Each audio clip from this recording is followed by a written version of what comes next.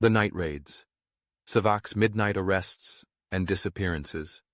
In the silence of the night, the streets of Tehran, Shiraz, and Isfahan would suddenly come alive with the sound of heavy boots and pounding fists on doors.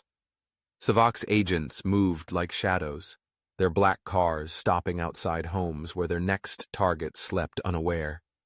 These were the night raids, secret operations designed to make opposition figures vanish without a trace.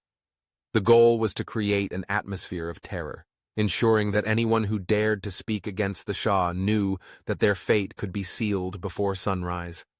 The process was swift and brutal. No warrants, no explanations, just a sudden knock, followed by the sound of doors being forced open.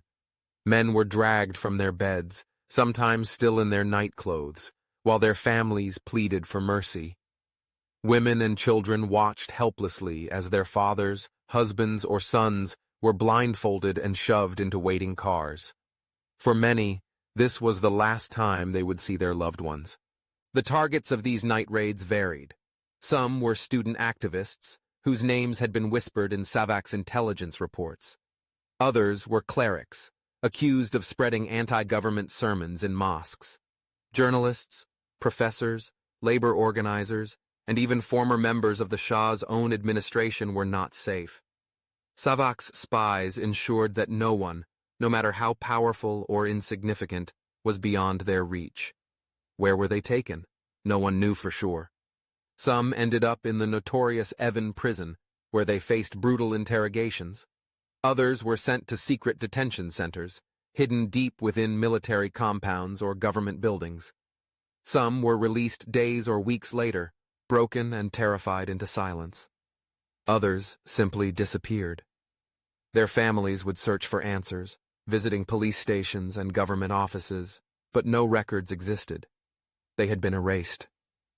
Fear spread through Iranian society like an infection. No one spoke of the disappeared, because to even ask was dangerous. Neighbors knew to look away when SAVAK's cars arrived in the night. Conversations grew quieter, political discussions stopped, and even families began to mistrust each other.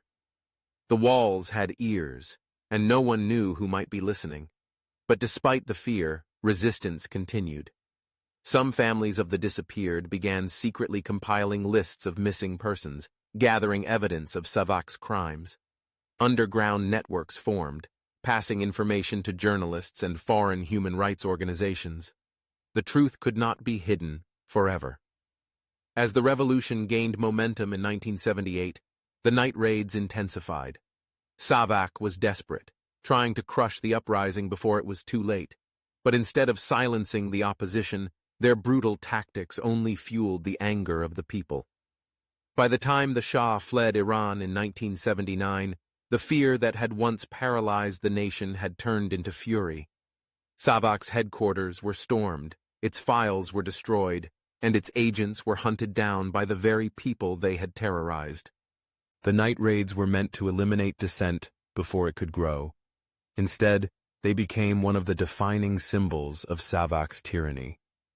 For those who survived, and for the families who never saw their loved ones again, the scars remained.